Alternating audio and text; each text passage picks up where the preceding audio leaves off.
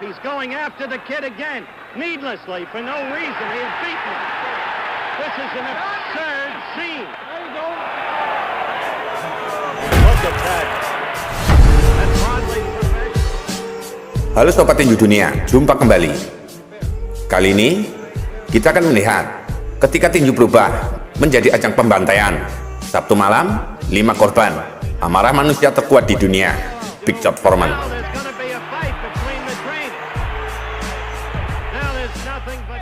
Tahun 1974, George Foreman alias Big George Foreman sering juga dianggap sebagai manusia terkuat di dunia. George Foreman adalah monster KO yang sangat ditakuti, juara dunia pemegang sabuk WBC yang tak terkalahkan. 40 pertandingan, 39 lawannya semua dipukul KO dan TKO. Sangat mengerikan. All right, the big boys, George Foreman in the red.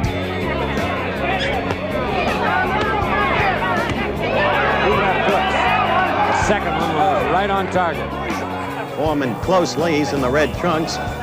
You will not see him do much punching in the early. Get ready for the controversial punch. I want to emphasize that Jay Edson is in good position, the referee. There he was down, and quickly you saw a corner. Now the fight resumes. Of course, George is all over him, and that quick punishing right floors him for the second time. For 15 rounds here in Jamaica. Foreman having a very good round. There's the countdown, 20 seconds to go. Raise it down again. Bosses wanted to make sure that a referee wouldn't permit it. The bell holding right.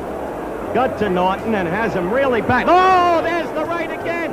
And Foreman punched him. Norton is already rubbery-legged and hurt.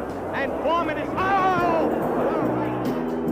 George Foreman sedang berada di puncak dunia saat semua orang menganggap sebagai monster, manusia terkuat, pemukul terkejam, penerus tahta tinju dunia.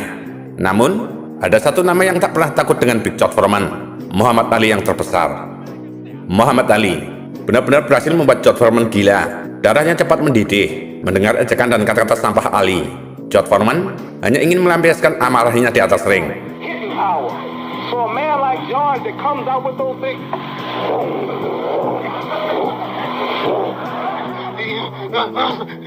That may rounds to be puffing. He'll be breathing. I'm a 7-8 round man. I'm used to going 12 rounds. I'm used to, that's my thing, dancing. Sucker, look at you. You out, sucker. Ali, Ali, Ali. There he is. Something he wasn't nothing. We understand him. Too fast. That's right. I'm going to retire the heavyweight champion of the world. I'm going to retire the heavyweight champion of the world. On September 25th, the world will be stunned.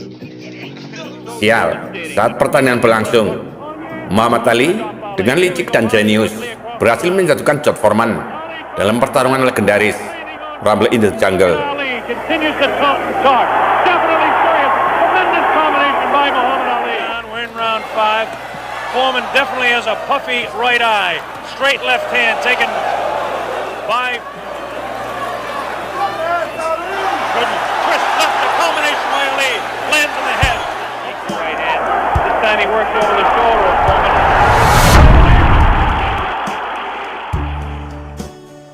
Dunia pun terdiam. Foreman, sang pembunuh berantai di ring, tiba-tiba tak berdaya, kalah dan dipermalukan karena kejeniusan Muhammad Ali. Setelah kekalahan ini, George Foreman tidak hanya kehilangan gelarnya, tapi juga harga dirinya. Muhammad Ali bukan hanya mengalahkan secara fisik, Ali juga berhasil menghancurkan mental George Foreman. Hari-hari setelah kekalahan, George Foreman dipenuhi dengan kegelapan, kebingungan, emosi dan kemarahan. Selalu menganggap dirinya bodoh karena Muhammad Ali menggunakan otaknya untuk bertarung.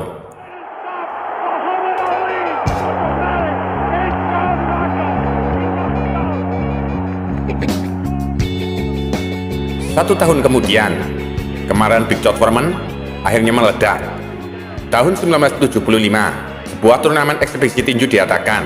Formatnya cukup unik. 5 petinju satu persatu akan masuk ke ring untuk melawan Big George Foreman. Tujuannya untuk hiburan, tetapi bagi George Foreman ini adalah pelampiasan, pembuktian kepada dunia bahwa dirinya adalah monster terbaik di olahraga tinju. Malam itu, Foreman masuk ring dengan wajah dingin. Penonton bersorak, tapi yang mereka lihat bukan superstar. Yang mereka lihat adalah binatang buas yang sedang lapar darah. Satu persatu, petinju-petinju itu masuk ring, dan satu persatu mereka dihancurkan. He's trying to scare his opponents. That don't work. The bell for round 1. It's not as easy as it looks. He might say he can knock his man out, but he's got 15 rounds to go if he goes the distance with all of them. So you got to make a show out of it. You can't really go out there and do your best. See, he's doing things now that he didn't do in a real fight. He'll get tired. He'll get tired. Come up. Come up. Come up.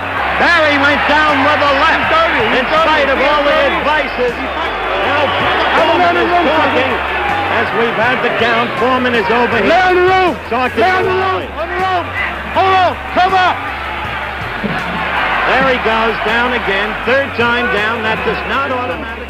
The man who's boxing disciple he truly is. The opponent in the blue trunks, Foreman in the red.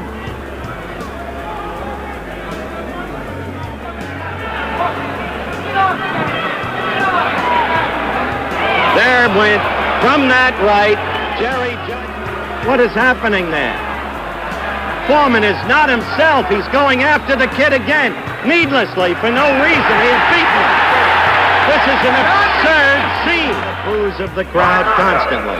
The thing is degenerated into a charade, a carnival. It was a scene that was hard to believe. Terry Daniels landing, though.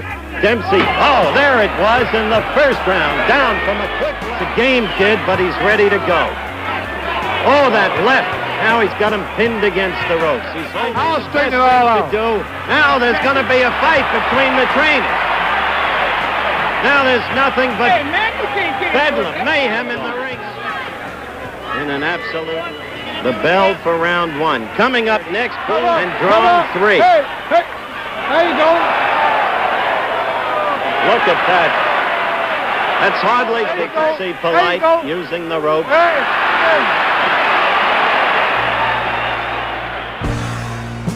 George Foreman dianggap tidak bertinju malam itu, tetapi ia sedang melakukan pembantaian.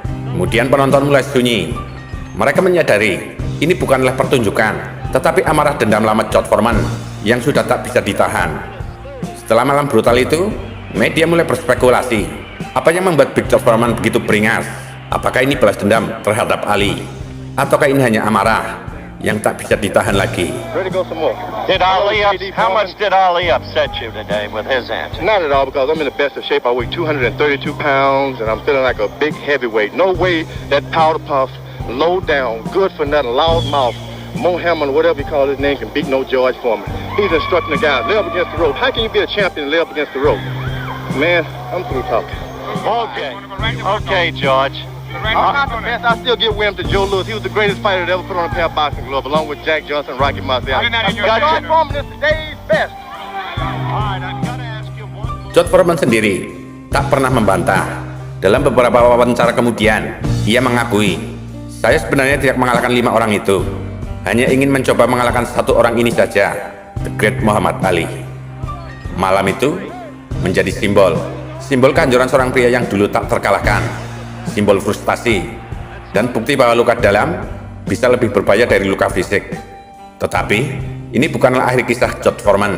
Dari tragedi malam itu, dari kehancuran dan amarah, lahir kembali seorang legenda. Bertahun-tahun kemudian, bukan eranya, Big George Foreman kembali ke ring. Bukan sebagai monster, tapi sebagai pria yang berdamai dengan dirinya.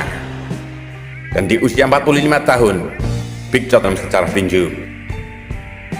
Big George Foreman bukanlah sekedar hanya seorang legendaris tinju, tetapi kehidupannya juga banyak menginspirasi sebagai pelajaran hidup. I remember hitting them so hard, I think around the stomach or the side.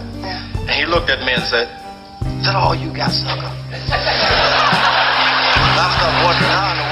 Ya, sahabat tinju dunia, sekian dulu dari saya. Maaf kalau ada kata-kata yang salah. Salam tinju dunia. Semoga Anda semua bisa mendapatkan keberuntungan, kebahagiaan, dan kesehatan yang baik selalu.